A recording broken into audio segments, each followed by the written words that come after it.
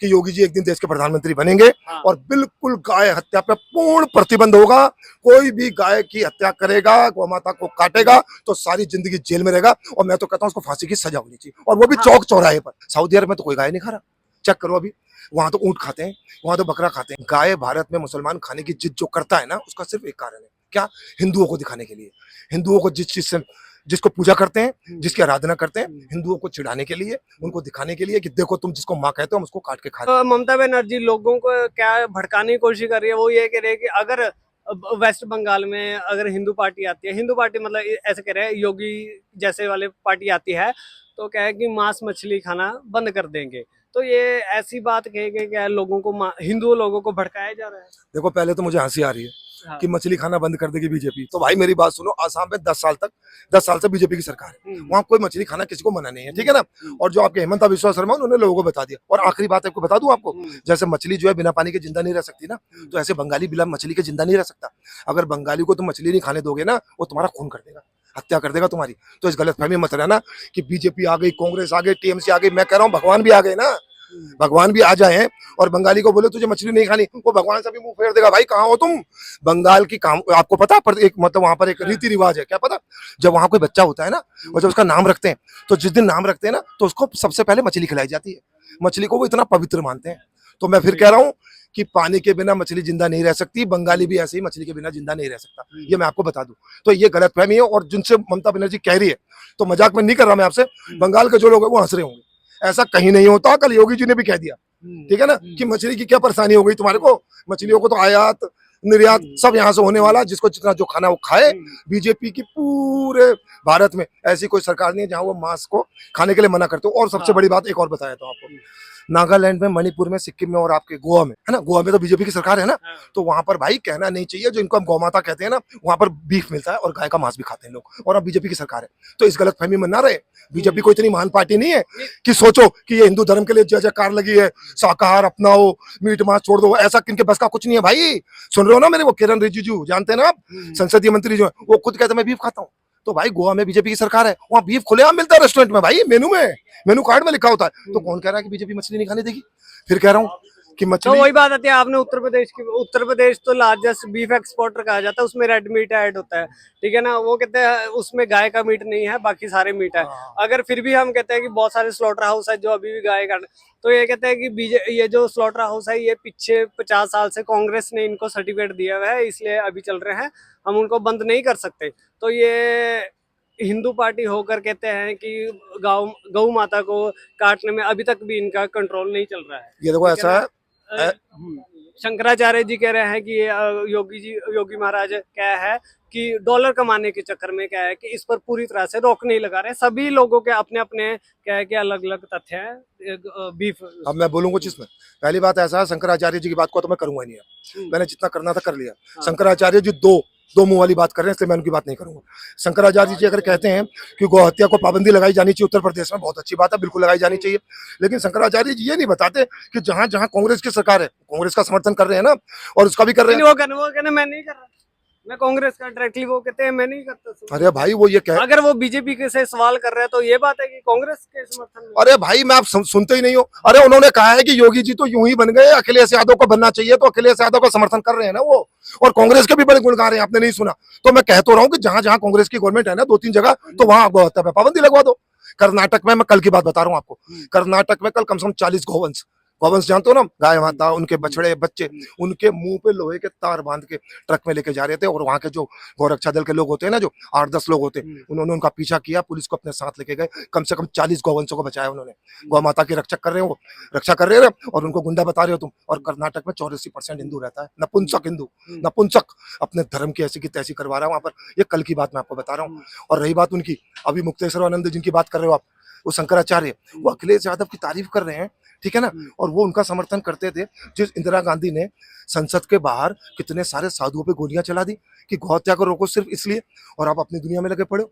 और मैं आपसे कह तो रहा हूँ कि आप ये सोच क्यों रहे हो कि बीजेपी ऐसा कर देने वाली है।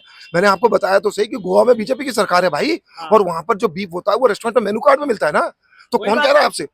वही बात है, नॉर्थ ईस्ट में भी मिल रहा है ना। एक मिनट, नॉर्थ ईस्ट में भी मिल रहा है। एक मिनट, तो मैंने आपको नाम गिनवा दिए ना, सिक्किम, मणिपुर, नागालैंड। तो यही बीजेपी से सवाल करते हैं, बीजेपी वाले कहते हैं कि वहाँ की गाय अलग है, यहाँ पर गाय अलग है, इसलिए हम उसको गाय माता नहीं मानते, इसको गाय माता मानते तो भाई वो जो कहते हैं तो क्या वो पत्थर की लकीर हो गई क्या, भगवान है क्या वो? उनको कहने दो ना भाई, वो तो प्रवक्ता बोल रहे थे ना सुधांशु त्रिवेदी, तो भाई वो तो बीजेपी के गुण गाएंगे, उनको छोड़ो ना। हमारे लिए तो गाय माता है, चाहे वो कहीं पर भी हो, हाँ। चाहे तो अरुणाचल। रक्षा दल वाले ये लिमिटेड स्टेट्स में क्यों है? यूपी में है, दिल्ली में है, जाए ना, वो नॉर्थ में जाए, केरला में जाए, गोवा में जाए, वहां अरे मेरे भाई आप समझ ही नहीं रहे। पहली बात तो ऐसा कि रक्षा दल को क्या कोई फंड दे रहा है क्या? रक्षा दल को क्या कहते हैं, आपको इनके लिए कोई फंड को वो कर रहे हो क्या, अनाउंसमेंट कर रहे हो क्या? वो बेचारे तो अपनी तरह से लगे हैं। और समस्या ये है कि उसमें से 2-4% जो है तो गुंडागर्दी करने के लिए होते हैं, उनके चक्कर में सारा रक्षा दल भी हो जाता, बदनाम हो जाता है। आपने कह दिया वहां क्यों नहीं जाते, वो क्यों जाएंगे भाई? क्या सरकार ने क्या उनको क्या अथॉरिटी दे रखी है क्या? उनकी हत्या कर देगा कोई, उनको मार देगा तो कौन बचाएगा उनको? और सुन लो, सुन लो, ये जो 7 सिस्टर्स के देश है ना, नागालैंड, सिक्किम, अरुणाचल प्रदेश, ये और गोवा भी, तो भाई ये बाद में हमारे देश में मिले थे ना, तो कानून के आधार पे वहां पर ये लिखा हुआ है, इनका खान पान, इनका कल्चर, इनकी जो संस्कृति है ना, हम उससे छेड़छाड़ नहीं कर पाएंगे। तो ये कानूनी बाधा भी है, ये बिना कानून बनाए कुछ नहीं हो सकता। जब हमारे देश में मिले थे ना, 47 में हमारा देश आजाद हुआ था, और हमारे 61 में गोवा हमारे देश में मिला था। उससे पहले हमारे देश का हिस्सा नहीं था वो। तो 61 में जब मिला था, वो पहले ही वहां पर एक ट्रीटी हुई थी, एग्रीमेंट में यही कहा गया था, जो हमारा कल्चर, खान पान, रहन सहन, उसको नहीं बदला जाएगा। तो उनको खाने दिया जाए। हाँ, अरे मैं फिर मुस्लिम कहते हैं हमें, हमारे धर्म में लिखा है, हमें क्यों नहीं खाने? तो भाई मैं कह तो रहा हूँ ना कि तुमसे इसके लिए कानून बनाना पड़ेगा। और देखो मेरी बात सुनो, अगर आप मुझे कुरान पे लिखा दिखा दो गाय खाना लिखा हुआ है, तो आप जो कहोगे मैं हट जाऊंगा। सऊदी अरब तो मुस्लिम कंट्री है ना, उम्रा करने वहीं जाते हो ना, मक्का मदीना सब वहीं पर है ना। सऊदी अरब में तो कोई गाय नहीं खा रहा, चेक करो अभी। वहां तो ऊंट खाते हैं, वहां तो बकरा खाते हैं, ठीक है ना, लेकिन बीफ मंगवाते हैं यहाँ से, इतना सारा बीफ मंगवा रहे हैं यहाँ से, तो वो क्यों नहीं खा रहे? तो भाई मेरी बात सुनो, गाय भारत में मुसलमान खाने की जिद जो करता है ना, उसका सिर्फ एक कारण है, क्या? हिंदुओं को दिखाने के लिए। हिंदुओं को जिस चीज से, जिसको पूजा करते हैं, जिसकी आराधना करते हैं, हिंदुओं को चिढ़ाने के लिए, उनको दिखाने के लिए कि देखो तुम जिसको माँ कहते हो हम उसको काट के खा रहे हैं। अभी वो मौलाना जो अपने आप को चतुर्वेदी कहता है, योगी जी की माँ के बारे में कैसा कैसा बोल रहा था, पता है ना आपको, है ना, वो उसको भी गिरफ्तार किया।